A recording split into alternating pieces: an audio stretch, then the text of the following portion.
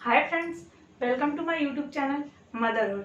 आज हम बात करने वाले हैं बहुत ही सेंसिटिव टॉपिक के बारे में, जिसके बारे में हर कोई बात तो नहीं करता है, हर किसी को जानकारी हो या ना हो ये मुझे नहीं पता है, पर मैंने सोचा ये वीडियो आपके लिए थोड़ा यूज़फुल हो सकता है, तो इसलिए मैंने ये वीडियो आप लोगों के लिए बनाया है। पहले के 2 वीडियो बने हैं उसमें आप सभी ने मुझे बहुत प्यार दिया, उसके लिए थैंक यू। अगर हो सकता है ये वीडियो आज थोड़ा सा लंबा हो जाए, प्लीज़ इसे एंड तक देखिए क्योंकि ये आपके लिए बहुत ही यूज़फुल होगा। अगर ये वीडियो आपको अच्छा लगे तो इसे लाइक कीजिए, सब्सक्राइब कीजिए और बहुत सारा शेयर कीजिए और बेल आइकन पर क्लिक कीजिए। आज हम बात करने वाले हैं मिसकैरेज के बारे में। मिसकैरेज क्यों होता है, मिसकैरेज कब ज़्यादा चांसेस होते हैं मिसकैरेज होने के, और मिसकैरेज से कैसे बचा जा सकता है, और मिसकैरेज के बारे में क्या क्या मिथ्याएं हैं। सबसे पहले बात करेंगे मिसकैरेज क्या होता है। मिसकैरेज अर्थात गर्भपात। जब कोई लेडी प्रेग्नेंट होती है तो उसके स्टार्टिंग के 3 महीने सबसे ज़्यादा महत्वपूर्ण होते हैं और सबसे ज़्यादा जोखिम भरे भी होते हैं, क्योंकि उन 3 महीनों में उसके लिए कंसीव करना बहुत ही कठिन काम होता है, क्योंकि हमारे जो डेली रूटीन होता है उससे हमें हटके एक नए रूटीन को स्टार्ट करना होता है, जो हमारे लिए थोड़ा डिफिकल्ट हो जाता है। तो उसमें बहुत सी ऐसी चीज़ें हैं जिन्हें हम नहीं जानते हैं और उन चीज़ों का सेवन करते रहते हैं जो मिसकैरेज के कारण बन जाते हैं। मिसकैरेज अर्थात गर्भपात।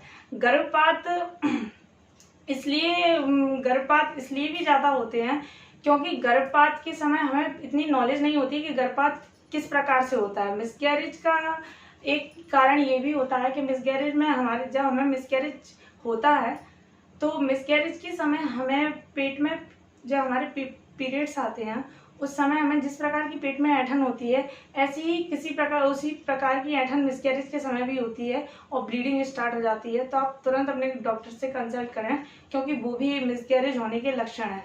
दूसरी बात, कभी कभी मिसकैरेज हो जाता है और हमें पता भी नहीं चलता है। जब हम अल्ट्रासाउंड कराने जाते हैं तब उसमें हमें पता चलता है कि हमारा भ्रूण का विकास तो हो ही नहीं रहा है और बच्चा हमारे पेट में ही नष्ट हो गया है। ये भी एक मिसकैरेज का चांस होता है। मिसकैरेज को रोकने के लिए कोई एक बोले तो मेडिकल ट्रीटमेंट नहीं है। मिसकैरेज को कैसे रोका जा सकता है, पर मिसकैरेज से बचने के लिए हम खुद ही सावधानियां रख सकते हैं। मिसकैरेज एक शोध के अनुसार ये भी पता किया है कि अगर 100% महिलाएं प्रेग्नेंट हैं तो उसमें से 30 to 20% चांस होते हैं पहली तिमाही में मिसकैरेज के। तो पहली तिमाही में हमें अपना ध्यान सबसे ज़्यादा रखना होता है, इसीलिए सभी लोग बोलते हैं कि पहली तिमाही में ज़्यादा कहीं उछल कूद ना करें या कहीं ज़्यादा कुछ ऐसी चीज़ों का सेवन ना करें जिससे मिसकैरेज होने के चांस रहते हैं। मिसकैरेज होने के कारण क्या क्या होते हैं, उनमें से सबसे पहला है कि जो गुणसूत्र होते हैं उनका अविकार। गुणसूत्र अविकार मिसकैरेज इसलिए होते हैं क्योंकि जब हम गर्भ धारण करते हैं तो हमारे भ्रूण में कुछ गुणसूत्र सामान्य रूप से उपस्थित नहीं होते, या ये कह सकते हैं कि जो हमारे गुणसूत्र होते हैं वो असामान्य होते हैं। ये भी एक मिसकैरेज का चांस होता है, ये भी एक मिसकैरेज का कारण होता है, क्योंकि जब हमारे भ्रूण को पर्याप्त गुणसूत्र ही नहीं मिलेंगे, जैसे कि मदर का एक्स और फादर का वाई, इस प्रकार के गुणसूत्र होते हैं, तो इनके बारे में बात कर रहे हैं। तो इस प्रकार के गुणसूत्र अगर सामान्य नहीं होते हैं तो ये भी मिसकैरेज का एक मिसकैरेज का एक कारण हो जाता है। दूसरा होता है माता का स्वास्थ्य। मिसकैरेज का एक महत्वपूर्ण कारण होता है, अर्थात यदि माता को कोई मेडिकल इश्यू होता है, जैसे कि उसे हाई डायबिटीज होती है, थायराइड होता है, या फिर गर्भाशय में विकार होता है, तो ये भी एक मिसकैरेज का कारण होता है। इसके कारण भी मिसकैरेज होने के चांस रहते हैं। और तीसरी रहती है माता पिता की आयु। माता पिता की आयु अगर अधिक है तो ये भी एक मिसकैरेज का कारण हो सकता है। जैसे कि 30 साल की उम्र में मिसकैरेज 5 में से 1% मिसकैरेज होने का चांस होता है। यदि 5 है तो उसमें से 1% यानी 20% मिसकैरेज होने का चांस रहता है। यदि आप 40 ईयर्स के हैं तो उसमें आपको 2 में से 1 मिसकैरेज होने का चांस रहता है, यानी 50% चांस रहते हैं। और यदि आप 45 हैं तो आप उसमें से आपको 75% चांस रहते हैं मिसकैरेज होने के, यानी 5 में से 3, तो आपके 75% चांस रहते हैं मिसकैरेज होने के। और मिसकैरेज होने में मैंने आपको बताया है कि हमारा जो डेली रूटीन रहता है जब हम प्रेग्नेंट होते हैं तो उससे हटके हमें एक डिफरेंट रूटीन को फॉलो करना होता है, जिसके कारण हमें अपनी लाइफस्टाइल में थोड़ी डिफिकल्टीज होती हैं, ये भी एक मिसकैरेज का कारण बनता है। जैसे कि एलोवेरा जूस को बहुत ही अच्छा बताया जाता है, जिसका हम सेवन आमतौर पर करते ही हैं, लेकिन एलोवेरा जूस का यूज प्रेगनेंसी के समय में ज़्यादा नहीं करना चाहिए, ये भी मिसकैरेज का कारण बनता है। आंवला, जो आपने सुना होगा विटामिन सी आंवले में पर्याप्त रूप से रहती है, पर अगर आप अधिक विटामिन सी का यूज करेंगे प्रेगनेंसी के टाइम पे तो ये भी मिसकैरेज का एक कारण बन जाती है और आपको इससे मिसकैरेज होने के चांस रहते हैं। अगला पॉइंट है हमारा, हम कैफीन युक्त पदार्थ अगर का सेवन अगर ज़्यादा करते हैं, अधिक मात्रा में करते हैं, तो ये भी मिसकैरेज का एक चांस बन जाता है। फास्ट फूड, पिज्ज़ा, बर्गर, हमें इनका सेवन प्रेगनेंसी के टाइम पे नहीं करना चाहिए। अगर हमारी जीवन शैली में, हम अपनी जीवन शैली में शराब या सिगरेट का यूज़ करते हैं तो ये भी मिसकैरेज का एक कारण बन जाता है।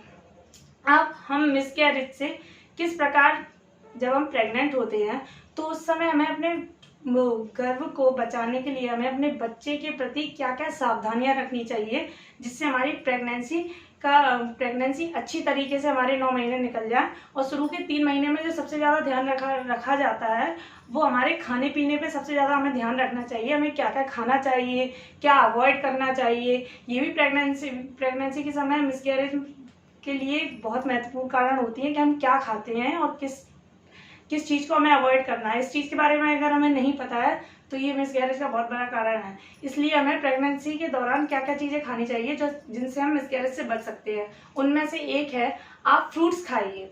फ्रूट्स में लेकिन आप पपाया और अनानास को अवॉइड कीजिए। फ्रूट्स आप अनार खाइए और आप केले खाइए, सेब खाइए, मौसमी खाइए, जो भी आपको फल पसंद है, आम खाइए, ये खाइए। पर आपको अवॉइड करना है पपीता और अनानास, और इन चीज़ों को आप अवॉइड करें। पपीता के बारे में तो खैर सभी ने सुना होगा, अनानास को भी अवॉइड करना चाहिए, प्रेगनेंसी के दौरान इसको खाना नहीं चाहिए। दूसरा है, आप सौंठ का यूज़ कीजिए, दूध के साथ या चाय के साथ आप सौंठ का सेवन करेंगे तो इसमें भी आप मिसकैरेज से बच सकते हैं। और तीसरा पॉइंट है, आप लौकी का जूस पीजिए। लौकी का जूस भी प्रेगनेंसी के दौरान बहुत ही अच्छा रहता है। और काले चने खाइए आप, काले चने भी हमारे लिए बहुत अच्छे होते हैं। यदि आप प्रेग्नेंट हैं तो काले चने का सेवन कीजिए, ये भी हमारे लिए बहुत अच्छे रहते हैं। अनार का जो छिक्कल है उसके पाउडर का भी यूज़ करके मिसकैरेज से बचा जा सकता है। तो मिसकैरेज में हमें ये सभी चीज़ों का ध्यान रखना है। और आप वो सभी खाइए जो आपको अच्छा लगता है, पर जो चीज़ें मैंने बताई हैं उन चीज़ों को थोड़ा ध्यान रखिए, उन्हें अवॉइड कीजिए और अपनी प्रेगनेंसी को अच्छे से एंजॉय कीजिए और सभी बातों को अवॉइड कीजिए। प्रेगनेंसी में सबसे अच्छी बात यह है कि आपको पॉजिटिविटी रखनी है और अपने बच्चे की ग्रोथ पर ध्यान देना है। बस ये 9 महीने कब कट जाते हैं हमें पता भी नहीं चलता है। मिसकैरेज के बारे में कुछ मिथ्याएं हैं जो हमने अपने परिवार से या अपने दोस्तों से या रिश्तेदारों से या समाज में किसी ना किसी से कहीं ना कहीं से सुनी होती हैं, जिनमें से कुछ मिथ्याएं होती हैं जिन्हें हम सोचते हैं कि अरे हम ऐसा करेंगे तो मिसकैरेज हो जाएगा, वैसा करेंगे तो मिसकैरेज हो जाएगा। तो इनमें से कुछ ऐसी मिथ्याएं हैं जो मैं आपको बता रही हूँ कि इनसे करने से मिसकैरेज नहीं होता है, इनसे डरे ना, इन्हें आप कर सकते हैं। जैसे कि सब लोग बोलते हैं व्यायाम मतलब अगर आप कर रहे हैं, आपको सही से नॉलेज नहीं है, वो बात अलग होती है, लेकिन व्यायाम कभी मिसकैरेज का कारण नहीं बनता है। आप व्यायाम अच्छी तरीके से कर सकते हैं, योगा तो करना चाहिए, कोई फिजिकल एक्टिविटी तो आपको करनी चाहिए प्रेगनेंसी के दौरान। दूसरी बात होती है अगर आप ट्रैवल कर रहे हैं या आप जॉब करते हैं तो ये भी मिसकैरेज का कारण बन जाता है। नहीं, ऐसा बिल्कुल भी नहीं है। आप जॉब कर रहे हैं, आप कंटिन्यू कर सकते हैं। हमने बहुत से ऐसे एक्टर या सेलिब्रिटी वगैरह को देखा होगा जो अपनी प्रेगनेंसी के दौरान पूरे टाइम काम करते हैं, तो आप भी आसानी से काम कर सकते हैं। बस अपना ध्यान रखिए, धीरे से चलिए, धीरे से चढ़िए, धीरे से उतरिए। आप सावधानी पूर्वक हर काम को करेंगे तो आपकी 9 मंथ कब निकल जाएंगे आपको पता भी नहीं चलेगा। और तीसरा है कि अगर आप अपने पार्टनर के साथ कोई फिजिकल रिलेशन इस्टेब्लिश कर रहे हैं तो इसके बारे में आप पहले अपने डॉक्टर से कंसल्ट कीजिए। वैसे तो मेरे ख्याल से ये मिसकैरेज का कारण नहीं होता है, और अगर अपन हैं इतने एजुकेटेड तो इन चीज़ों को आप पढ़ के आसानी से खुद इन चीज़ों से खुद समझ सकते हैं कि अपन को पार्टनर के साथ कैसा बिहेवियर रखना है। और चौथी बात ये है कि आप ज़्यादा अल्ट्रासाउंड कराएंगे तो ये भी मिसकैरेज का कारण हो जाएगा। नहीं, ज़्यादा अल्ट्रासाउंड कराने से मिसकैरेज नहीं होता है। या फिर सुबह सुबह आप उठ रहे हैं, आपको उल्टियाँ हो रही हैं, ये मिसकैरेज का कारण हो रहे हैं। नहीं, ये भी मिसकैरेज का कारण नहीं होते हैं।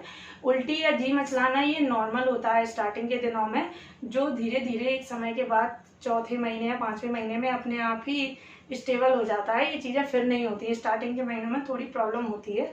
इसलिए ये आपको शुरू में ही उल्टियाँ या आपको जी मचलाना, उदासीपन रहना, ये थोड़ा रहता है, लेकिन फिर ये चीज़ें अपने आप ही 9 महीने के बाद, वो 4 महीने के बाद अपने आप ही ख़त्म हो जाती हैं।